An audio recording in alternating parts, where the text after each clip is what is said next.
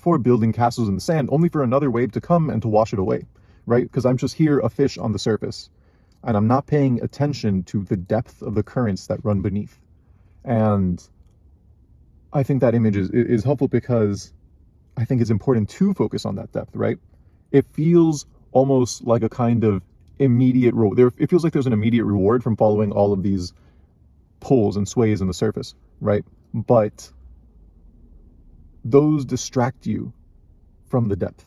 All right, so it's actually been over a week since I've recorded my last video. That's because the last bunch I made kind of like almost like in a batch, day after day. So it's been a while, and I guess I'll just jump right into it. So in this one, I just did some writing over the last couple of days about, I guess, identity. It's not exactly that, but it's an idea that has been prevalent a lot throughout my life and that I've kind of like solidified into words now. So I had just started writing.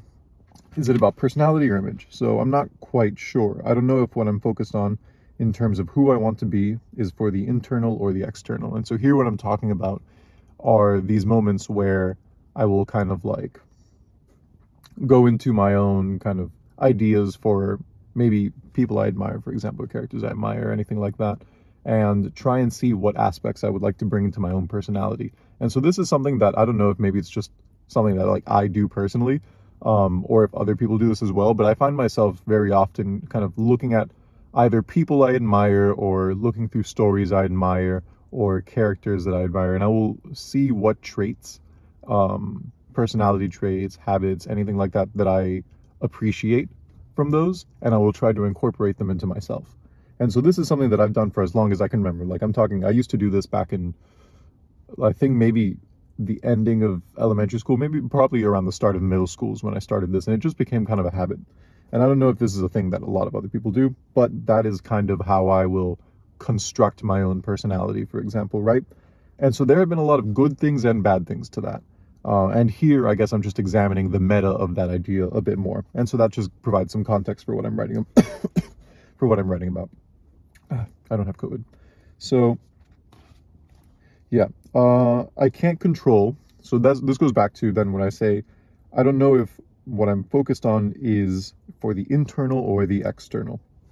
I cannot control the thoughts, opinions, or actions of others, right? I can't control that flow, and I know that, and that's why I know the focus must remain on the internal as opposed to the external, right? Despite this, I don't actually know where my focus lies, where it has been in regards to this sort of personality that I want to craft and have tried to do for so many years.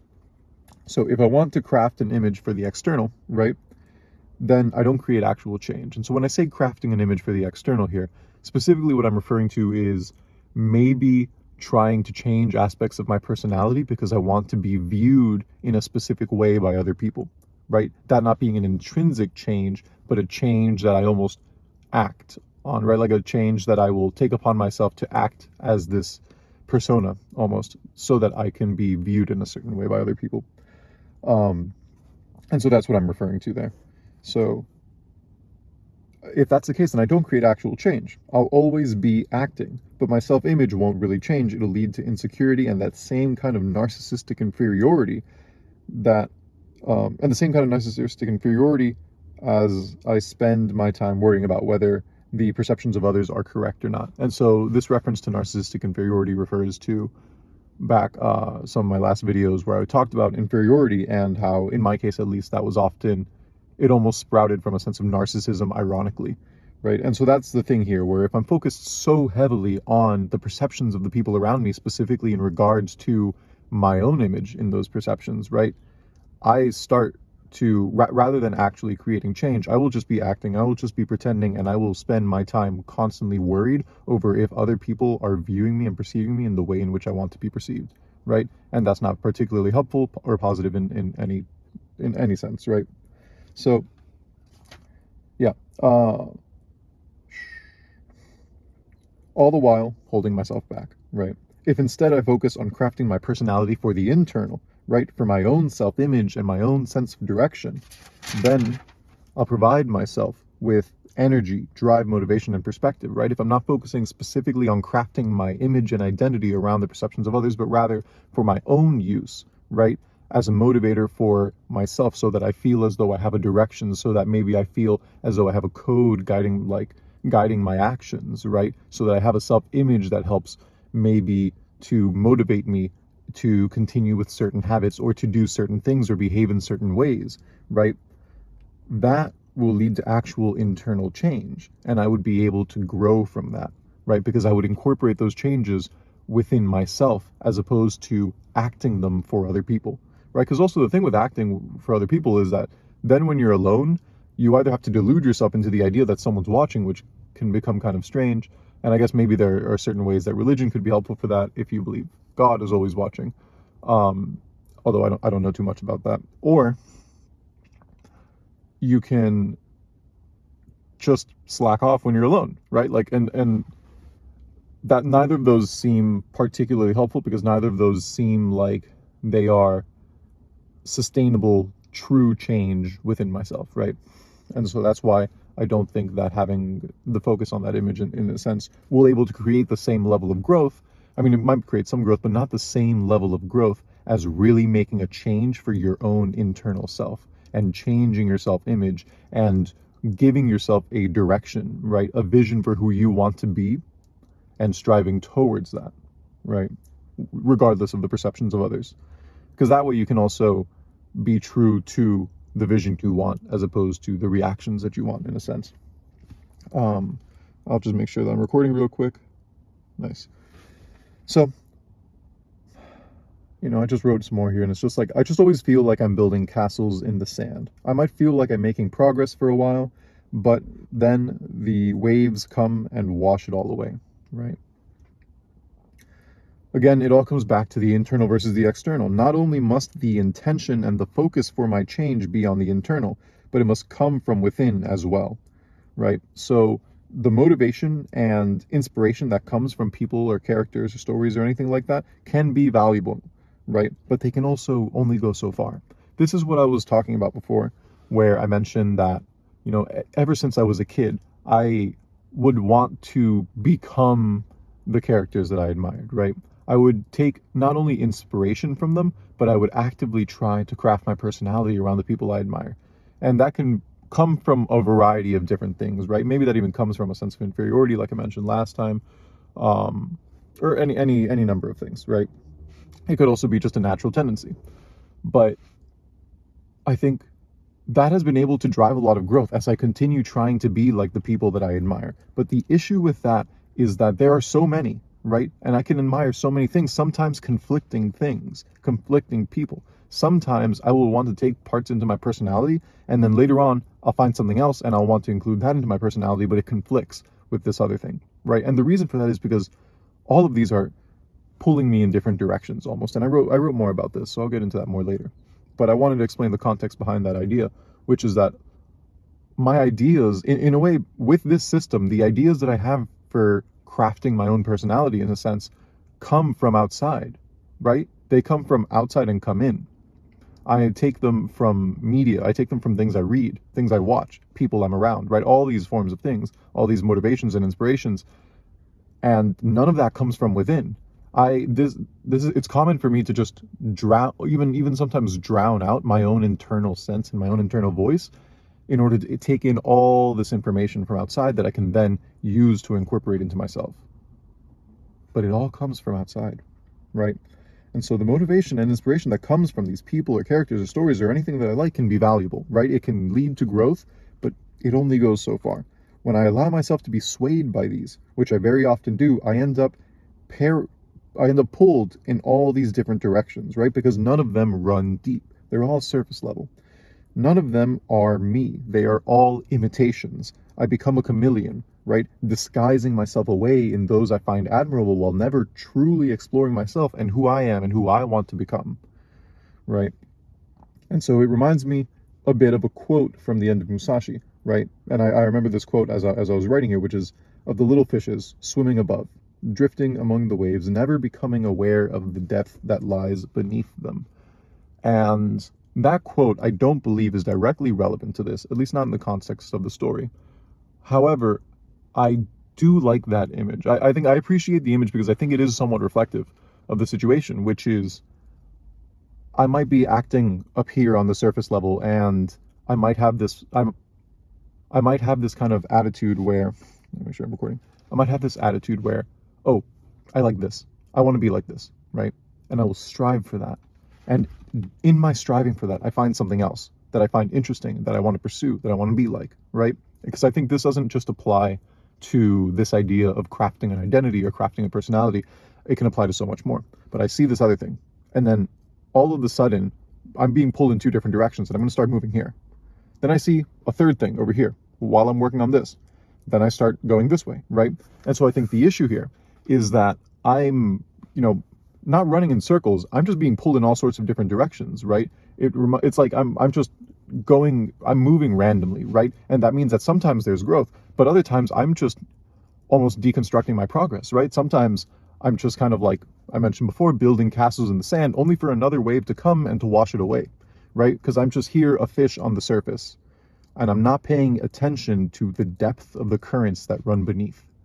And I think that image is helpful because I think it's important to focus on that depth, right?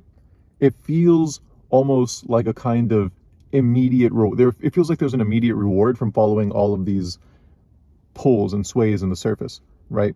But those distract you from the depth. And so on some level, I feel like, well, if I stop trying to see the things that I admire and trying to, emulate those qualities within myself, right? Won't I stagnate? Won't I stop growing and changing? But I don't think that's the case, right? I think that it's important to actually stop doing those things. Stop trying to be, if trying to be better involves emulating others, right? Sometimes that can be helpful, especially if you're in a very low spot. But I don't think it can go so far. And so even though it feels counterproductive, I think stopping emulating those and stopping the idea of crafting a personality in such a way like that is actually productive, because then, only then, with the resulting silence, will you be able to recognize the deep, right? And the currents that run below, right? And I think in this, with this analogy, I think what that is myself, right? The actual things that I want to be, the person who I want to be, right? Which is more sustainable but stronger, right? When the waves come, the castle won't get washed away. And so that is something that I think is important, and that I want to explore a little more, right? So where will I put my attention? If nothing else, I know that all the people and the characters I admire, all those ones whose stories and existence pull me in all these different directions, right? None of them ever gave this thought into crafting, never gave all this thought into crafting their personalities from an amalgamation of others, right? They just became themselves, right? Especially the characters who have character progressions and stuff. They didn't. This is an idea that I found interesting, which is let's say that specifically in the context of characters that I want to emulate, right? Characters that throughout my life I've enjoyed and that I want to be more like, right? Most of those have not spent the amount of time that I spend trying to craft my identity as an amalgamation of all these characters, right?